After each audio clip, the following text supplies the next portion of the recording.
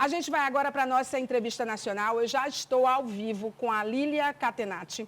A Lília é veterinária, mas ela tem um trabalho de pesquisa tão incrível hoje que ela transborda o que é a ciência veterinária. Na verdade, eu vou entrevistar uma cientista, né? Uma cientista, inclusive, premiada. A Lília ganhou recentemente o prêmio Mulheres na Ciência, da L'Oréal Brasil, com a Unesco e a Academia Brasileira de Ciência.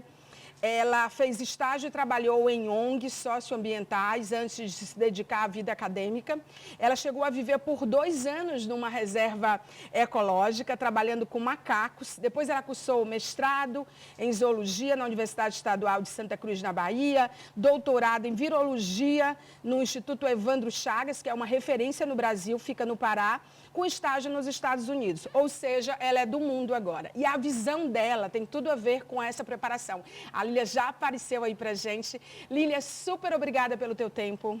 Eu não sei como se arruma tempo com tanta pesquisa, com tanta responsabilidade para parar e conversar com a gente. Quando eu vi a tua matéria de capa, de página inteira no Globo, aquilo chamou a minha atenção de uma forma, exatamente porque você trabalha hoje um conceito que faz total sentido. Olha aí, gente, a Lília. Uma página inteira com o Globo, com uma entrevista linda, super esclarecedora, e aí eu falei, quero entrevistar essa mulher. A Lília, ela trabalha hoje um conceito que não é dela, mas que já existe há alguns anos, só que ela traz muita clareza, é o One Health. Saúde única, que mostra que nós, humanos, animais e meio ambiente, quando a gente se integra, a gente consegue não só proteger o planeta, mas também nos proteger. E aí eu tenho várias coisas para falar sobre a Lília, mas eu queria dar boa noite para ela, desejar aí boas-vindas a ela ao nosso programa. Essa foi só uma pequena abertura. Que incrível que você está aqui com a gente conversando hoje, Lília. Bem-vinda. Olá, muito obrigada por tanto carinho, por tanta dedicação. Assim, para mim é um prazer enorme estar aqui com vocês. A gente arranja tempo para fazer o que a gente gosta, né? E poder falar do que a gente gosta com pessoas que também apreciam que a ciência vale a pena, que a ciência precisa realmente ter a importância que ela hoje não está tendo, né? Mas que as pessoas cada vez mais valorizam. Então, a gente tem mesmo como pesquisador, e eu como pesquisadora, estar aqui nesses espaços e poder conversar. Então, obrigada, Maia, um carinho enorme estar aqui com você e obrigada a todos os telespectadores e espero que a gente tenha um papo super gostoso, que eu tenho certeza que vai ser. Muito obrigada. Eu vou tentar fazer aqui uma seleção de pelo menos 5 ou 4 conteúdos, porque você rende um programa especial inteiro, mas aí a gente marca outros encontros para a gente poder dar conta. A forma como você traz clareza sobre a nossa relação com o meio ambiente, com o planeta, é muito relevante, porque é claro que num quase pós-pandemia, porque a pandemia definitivamente não passou, a gente teve a oportunidade nesse período de Covid de ter a consciência, teve a oportunidade, nem todos foram despertados, né? De saber que o que a gente faz com a natureza, há uma reação. E, na verdade, é a gente que precisa da natureza, não tanto a natureza que precisa da gente. E quando você abre a tua lente, que você amplia, que você desperta para aquilo que eu acho que nos toca, que é quanto mais a gente investir numa biodiversidade, mais a gente vai estar protegido sobre todos os aspectos. E eu queria muito que você falasse sobre as pesquisas que você tem feito, não só com os macacos, a gente não vai entrar no Piauí agora, porque ele é uma outra abordagem que eu quero fazer com você, que é muito reveladora também sobre a febre do Nilo, em casos do Piauí, mas eu queria que você falasse sobre essa relação com a natureza, por que ela tem que ser cada vez mais próxima, saudável e interessante para a gente. Muito obrigada. Então, assim, eu acho que é fundamental a gente pensar mesmo que o quintal da nossa casa, os parques urbanos, as áreas verdes, elas são muito importantes. Porque a gente sabe, é um fato que mais de 70% daquelas enfermidades que a gente chama de zoonoses, ou seja, que pode ser transmitida dos animais para as pessoas, elas têm sim origem em animais silvestres. E a gente não esconde isso, é um fato, a gente sabe disso. Só que a gente sabe que junto com os animais silvestres e junto com esses micro-organismos que lá estão, existe um equilíbrio para que a gente não tenha surto, para que a gente não tenha, para que não se dizime os animais que ali estão. Então, existe um equilíbrio, existe um processo de evolução do porquê daqueles animais ali estarem e eles conviverem, tanto os micro-organismos quanto os animais silvestres que lá estão. Cada vez que a gente altera esse equilíbrio, a gente, então, quando a gente desmata, quando a gente taca fogo, quando as queimadas, né, que hoje a gente está vivendo, que é terrível, terrível, terrível, inclusive no nosso estado, quando a gente retira, quando a gente coloca lixo, então a gente prejudica a saúde daqueles animais silvestres, a gente faz o quê? A gente faz com que aqueles patógenos, então com esses micro-organismos que estão ali acostumados com os animais silvestres, eles cheguem mais próximos da gente, dos seres humanos. Por quê? Porque a gente terminou com quem eles estavam acostumados. A gente diminuiu muito a população daqueles animais silvestres que vão poder mais viver naquelas matas porque a gente terminou com as matas ou a gente diminuiu aquelas matas e etc. E claro que não são só esses micro-organismos, né? A gente tem os vetores, os mosquitos. Tem mosquito que se dá super bem em mata, que não se dá bem no ambiente aberto. Mas se a gente desmata, o que vai acontecer? Com o passar do tempo, esses mosquitos eles vão se adaptar a uma nova situação, né? Então, hoje o que a gente observa é que se a gente retira a biodiversidade, a gente vai estar perdendo muito, e é o que a gente está vendo, né? Que a gente está vivendo. A gente vai estar favorecendo com que esses micro-organismos que estavam lá nas matas, lá já em equilíbrio, e quando eu falo mata, eu não estou falando floresta, não. Estou falando, pode ser qualquer bioma, né? Não estou falando floresta amazônica, não estou falando floresta... Não, estou falando da nossa caatinga, que está aqui, da nossa mata de cocais, que está aqui, né? E, claro, da Mata Atlântica, do Cerrado e etc. Então, toda vez que a gente desmata, a gente perde esse equilíbrio. E esse equilíbrio sendo perdido, desaparecem os animais e sobram o quê? Nós, outros animais, para que as enfermidades, para que esses micro-organismos cheguem na gente. E tem uma outra coisa, Maia, que eu acho super legal, que é que a gente tem que pensar muito do que hoje nos cura foi descoberto no passado por origem da biodiversidade. Então, cada vez que a gente tira essa biodiversidade, a gente perde a chance de, provavelmente, muita cura de outras doenças ali que nem foi estudado ainda, ou que a gente nem chegou a pensar, a cogitar, porque se a gente não conhece, a gente não... né? E se a gente conhece e destrói, a gente vai continuar com um vazio.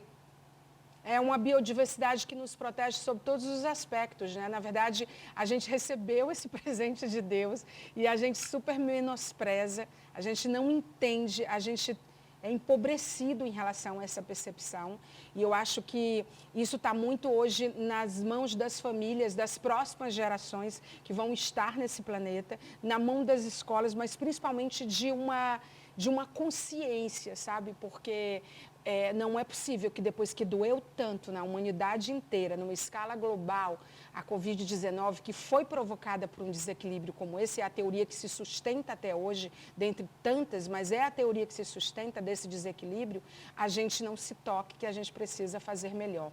E aí, dentro desse contexto, eu queria falar da tua vinda para o Piauí. Você já esteve nos Estados Unidos, já esteve no Pará, já esteve com os macacos, e de repente... Você está aqui já há anos, eu quero saber até desde quando, e parece que desde 2010, se eu não me engano, né, Lília? E aí você veio para cá porque você se interessou por vários ecossistemas nossos, principalmente porque que o Nordeste, o Sertão e o caso do Piauí, ele é berço dessas doenças que são doenças muitas vezes fruto de negligência, são as doenças negligenciadas. Zika, chikungunya, dengue, leishmaniose, todas essas coisas. Então, isso chamou a tua atenção como cientista e você veio para cá. E aí eu queria saber se você encontrou respostas. E a outra coisa, já otimizando o nosso tempo, é porque que aparentemente, só há registros da febre do Nilo, que são 11 casos, me parece que foi o que você citou na matéria do Globo, apenas no Piauí, né? Porque você faz uma relação, por exemplo, quando a gente fala ainda de natureza, do tatu, né? O tatu que se come aqui e você tem uma pesquisa super incrível sobre o casco, sobre tudo que está escondido lá e que, de repente, ele pode ser um transmissor, um reservatório natural de doenças como hanseníase, né? De vírus que provocam doenças como a hanseníase. O tatu que se come assim por R$100. Nem é permitido comer tatu, tá, gente? Você tem que ficar ligado nisso também, que tem vários erros aí inclusos. Bom, Ana, muita coisa sobre o Piauí, mas já quis, assim, de uma vez entregar tudo do nosso estado para você. E que bom que você nos escolheu, porque acho que um olhar da ciência de qualidade como o seu vai trazer muitas respostas. Eu agradeço muito. Eu diria, assim, respondendo um pouquinho o que você comentou, né, que assim, muito do que a gente faz vai ficar para gerações futuras. Então, nossos atos, as nossas ações, elas têm que ser agora. Então, é o que eu sempre digo para os meus alunos, né? Eu estou aqui da Universidade Federal do Piauí, então eu vim para cá para dar aula na Universidade Federal do Piauí, em Bom Jesus, no campus do interior. Fazem menos de 2 anos que eu estou aqui em Teresina. Mas eu sempre digo para os alunos, a gente tem que, quando a gente trabalha com saúde única, se você é um profissional de saúde única, a gente encontra o problema, a gente pensa como a gente... Então, eu crio uma pergunta para pensar qual a hipótese do que pode estar causando aquele problema, e dali, daquela pergunta, então eu vou atrás, vou testar, vamos ver se dá certo, e aí eu vou para quê? Porque eu quero mitigar esse problema ou resolver. Então, a gente que trabalha com saúde única... Existe sim, tudo que a gente vai fazer é um legado para a geração futura, mas eu não posso esperar essa geração. A gente tem que começar ontem, porque nós já estamos destruindo, nós já estamos em dívida com o que a gente vem realizando aqui do meio ambiente. E eu acho que esse tema, ele também é de gestão. Então, a gente precisa estar próximo dos nossos gestores. E aí, quando eu estou falando dos nossos gestores, eu estou falando em todos os níveis. Então, de associação de bairro, de prefeitura de bairro, de associação de escola, de líder da escola. Então, cada um que está aqui me assistindo, com certeza pode fazer a diferença e conversar com aquele que pode acelerar um pouquinho mais esse passo para essa diferença.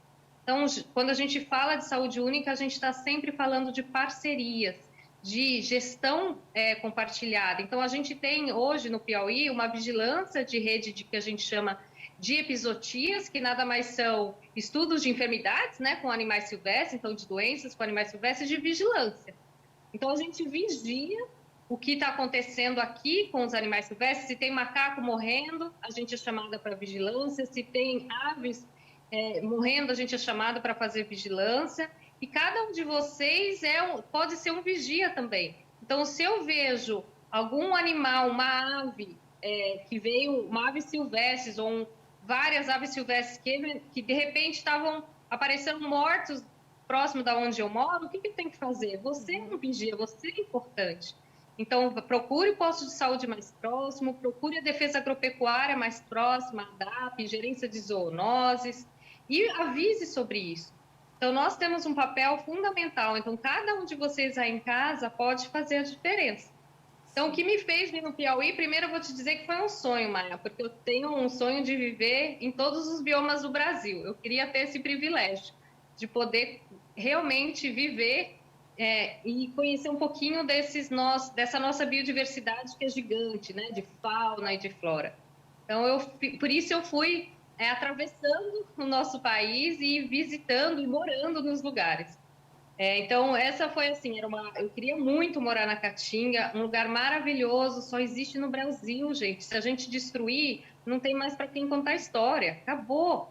Então, assim, foi um privilégio fantástico morar numa região como Bom Jesus, onde a gente tem essa Caatinga, e pela oportunidade de trabalho, né? Então, eu realmente entrei na Universidade Federal do Piauí como professora em 2010, para atuar exatamente na minha área, que é manejo de fauna, junto com essa área de saúde. Então, assim, juntou a fome com a vontade de comer mesmo, sabe? Então, foi o que você descobriu sobre essas doenças que eu mencionei aqui? Maia, o que a gente... Eu adoraria te contar um monte de coisa. O que eu digo é que a gente ainda continua trabalhando e trabalhando.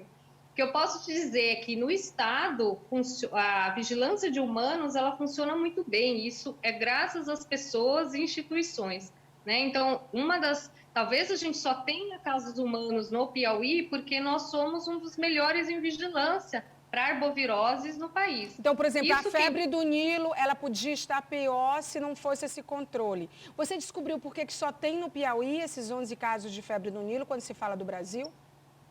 Então, a gente ainda não sabe por quê. A gente tem suspeita de que pode ser que ele já esteja em outros estados, mas que não tem uma vigilância tão organizada, né? Então, de gestão. Aí eu estou falando, quando eu falo gestão, eu não estou falando de política, gente, eu estou falando de políticas públicas. Então, é universidade, é defesa agropecuária, é defesa, órgãos de saúde, órgãos do meio ambiente.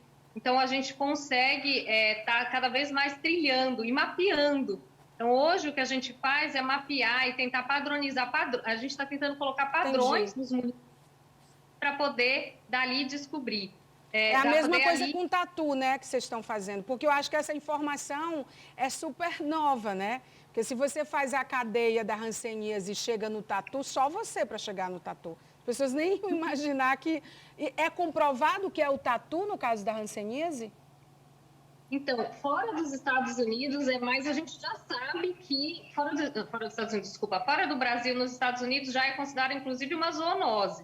Então, se eu tenho a bactéria ali causando problema no tatu, ela vai sim, se eu for e capturo o tatu, eu tenho grande chance de também contrair.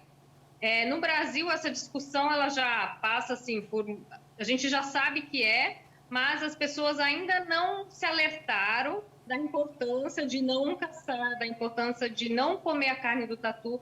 Eu não caço, mas quando chega a caça, eu que vou lá e vou limpar o tatu e lavar o tatu. Pronto. Aí o problema está grande para você.